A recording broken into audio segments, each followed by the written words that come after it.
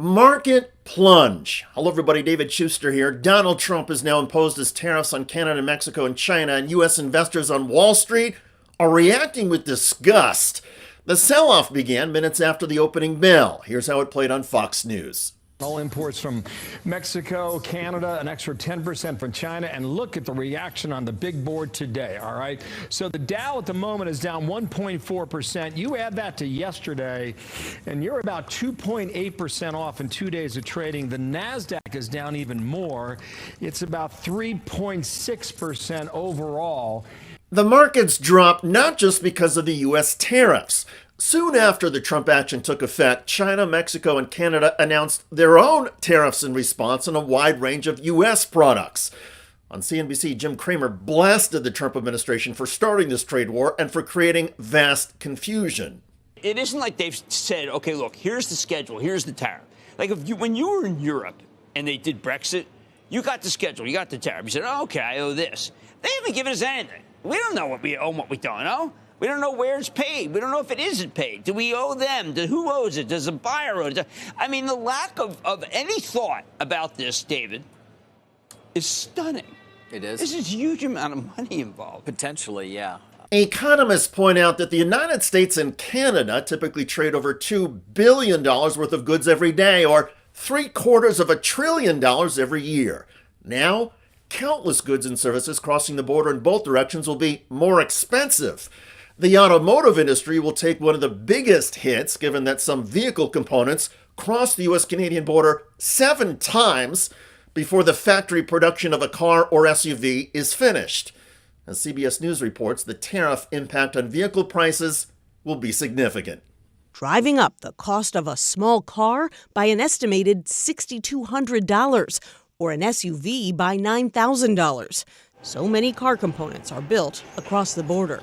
Because of the arbitrary nature of the emergency use of tariffs that are being done, we don't know how long they're going to be in effect. At the end of the day, there is little doubt that consumers will feel the pain of this, but it will also impact consumer demand as well. Economic uncertainty already pushed consumer confidence down in February. And in a new CBS News poll, just 24% of Americans say the economy is getting better. 49% said it's getting worse.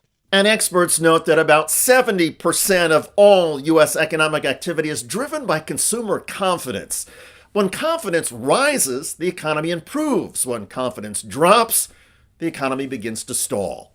Making matters even more dicey, Canadian leaders are now threatening to choke off the supply of certain raw materials that the United States depends on. I don't want to respond, but we will respond like they've never seen before.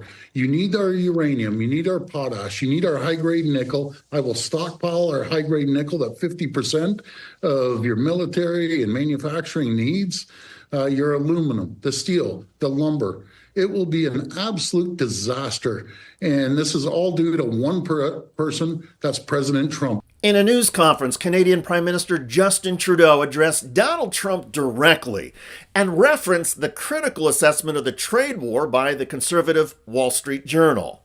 Now, it's not in my habit to agree with the Wall Street Journal, but Donald, they point out that even though you're a very smart guy, this is a very dumb thing to do.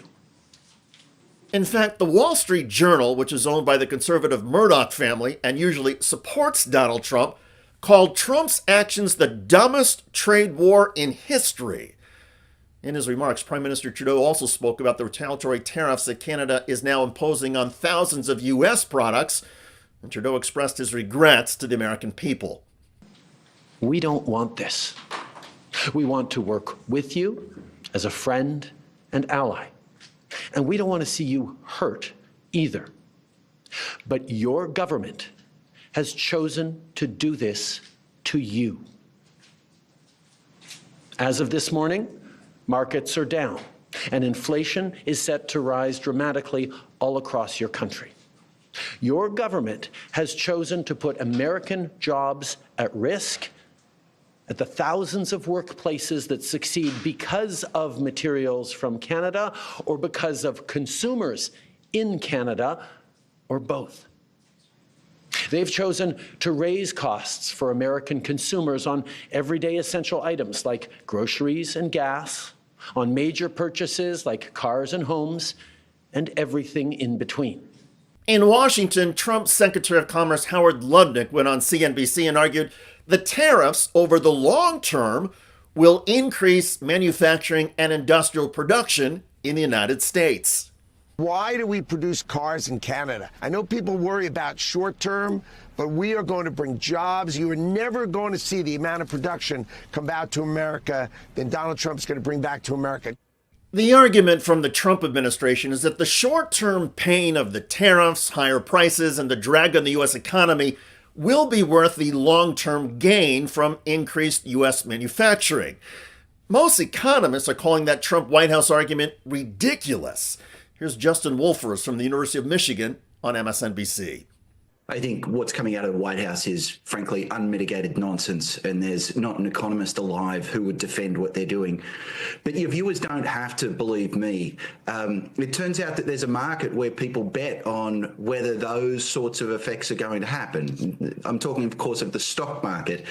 If Lutnick is right, and if Trump is right that these tariffs are going to lead to a boom in American business, then you should see the American stock market boom in response to a tariff announcement.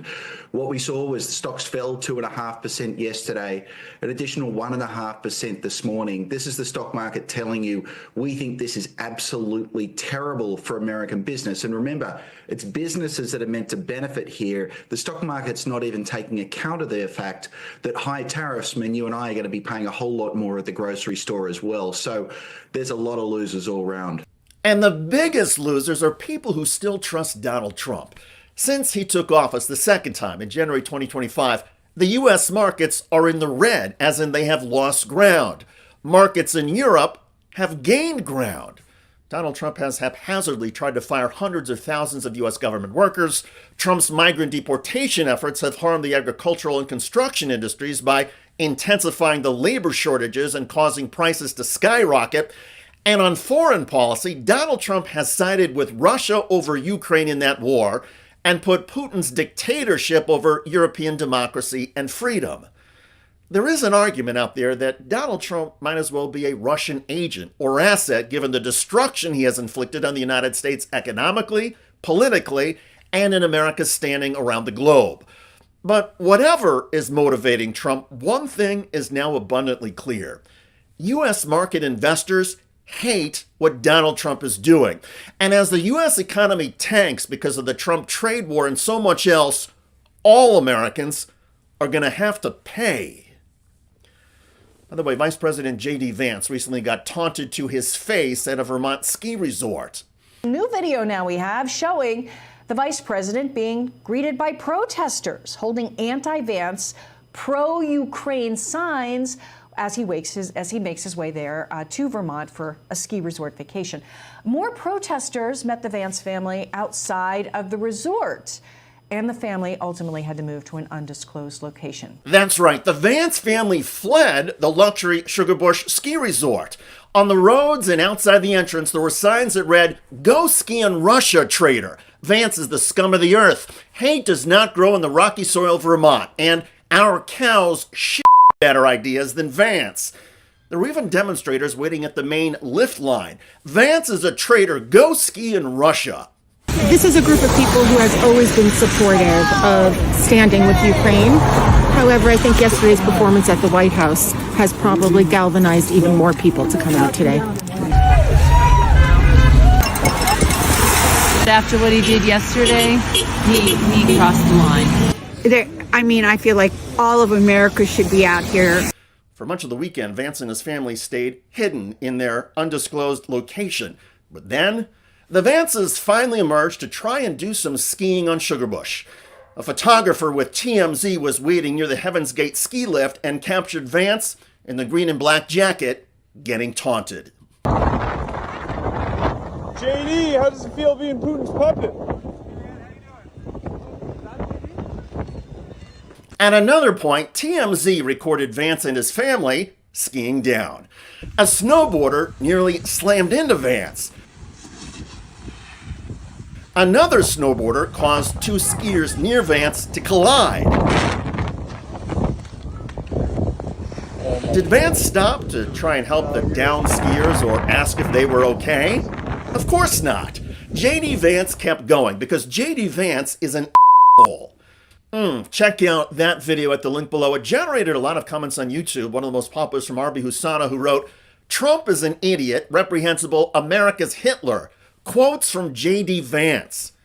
Yes, and Vance said all of those quotes just a few years ago. Remarkable. Anyway, I look forward to reading your comments about Donald Trump crashing U.S. stocks with a trade war that even top Trump supporters call dumb. I'm David Shuster. Thanks for joining us.